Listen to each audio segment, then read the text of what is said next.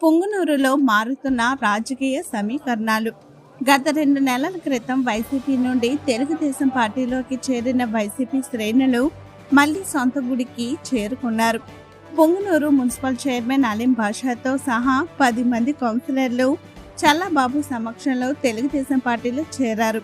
అయితే వీళ్లలో 7 మళ్లీ వైసీపీ పార్టీలోకి చేరేందుకు తిరుపతిలోని రాజంపేట ఎంపీ వెంకట మిథున్ రెడ్డి నివాసానికి చేరుకున్నారు. వెంకట మిథున్ రెడ్డి ఆధ్వర్యంలో వీరందరూ వైసీపీ తీర్థం పుచ్చుకున్నారు. ప్రజా సమస్యలన్నీ కూడా గాలికి వదిలేసి ఒక డైవర్షన్ పాలిటిక్స్, అదేవిధంగా ఒక కక్షపూరితంగా వ్యవహరించే రాజకీయాలు ఈరోజు రాష్ట్రంలో జరుగుతూ ఉన్నాయి. పోలీస్ ఆఫీసర్ల పైన కక్ష సాధించేదానికి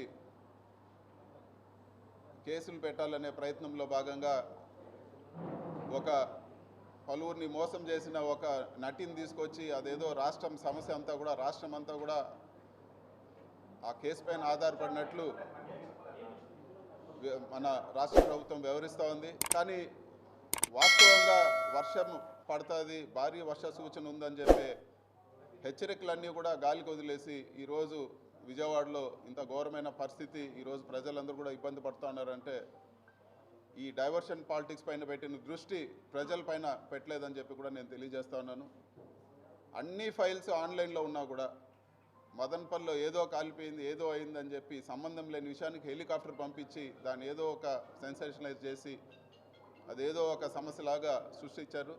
అదే హెలికాప్టరు ఈరోజు వరద సహాయ చర్యలకు ఎందుకు పంపించలేదని చెప్పి కూడా నేను ఈరోజు ప్రభుత్వాన్ని నిలదీస్తూ ఉన్నాను. అదేవిధంగా ఈరోజు వాస్తవంగా నిజంగా మహిళలకి ఇబ్బంది జరిగి ఒక ఇంజనీరింగ్ కాలేజీలో స్పై కెమెరాలు పెట్టి అమ్మాయిలందరూ కూడా ఇబ్బంది పడి చదువుకున్న అమ్మాయిలందరూ కూడా వాళ్ళు ఏ రాజకీయ పార్టీకి సంబంధించిన వాళ్ళు కాదు, మొత్తం అమ్మాయిలందరూ కూడా ధర్నా చేస్తే ఈ విధంగా జరిగింది, మాకు సెక్యూరిటీ లేదు, మాకు ఈ విధంగా అన్యాయం జరిగిందని ధర్నా చేస్తే ఇన్వెస్టిగేషన్ జరుగుతున్నప్పుడే దీంట్లో ఏం లేదు అని చెప్పి సాక్షాత్తు ముఖ్యమంత్రి ఆయన కొడుకు ఇద్దరు కూడా మాట్లాడితే ఇంకా న్యాయం ఎక్కడ జరుగుతుందని చెప్పి కూడా ఈరోజు నేను ప్రశ్నిస్తా ఉన్నాను. ప్రజల్ని ఎవరన్నా ప్రశ్నిస్తే వాళ్ళని భయభ్రాంతులు గురి చేయడం, ఉదాహరణకు పుంగనూరు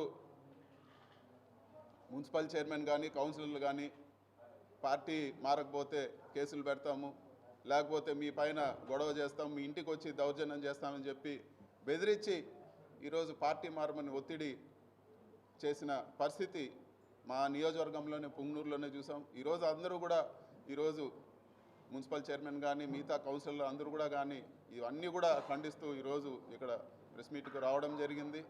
ఇలాంటి రాజకీయాలు మానుకొని వాస్తవంగా మీరు ఏదైతే ప్రజలకు హామీలు ఇచ్చారో సూపర్ 6 కానీ ఇంకోటి కానీ వాటిపైన దృష్టి పెట్టాలని చెప్పి కూడా మేము కోరుతా ఉన్నాం. ఈరోజు సూపర్ 6 అనే మాట కూడా ఏ ఒక తెలుగుదేశం ఎమ్మెల్యే కానీ లేకపోతే నాయకుడు కానీ మాట్లాడే పరిస్థితి లేదు. అవి ఎప్పుడు నెరవేరుస్తారో కూడా ఈరోజు తెలియని పరిస్థితి.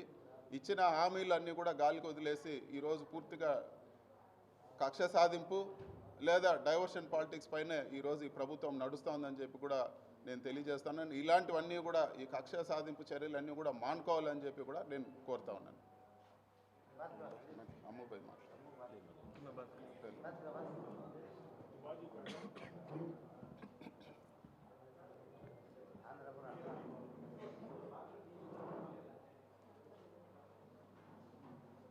అందరికీ నమస్కారం.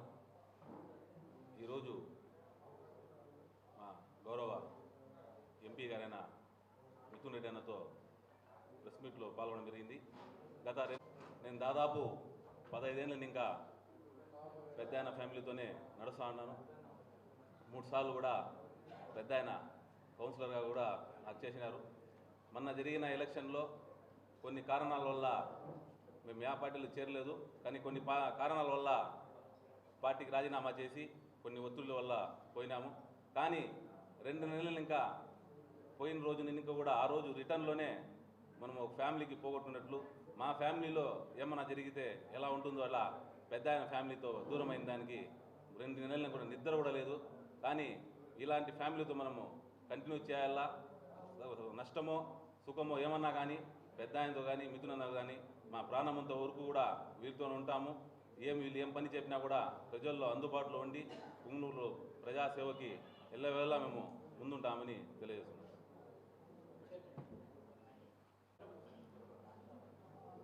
అందరికి నమస్కారము. ఈరోజు రాజంపేట పార్లమెంట్ సభ్యులు మిథునన్న గారితో ఈ ప్రెస్ మీట్లో పాల్గొనడం జరుగుతుంది.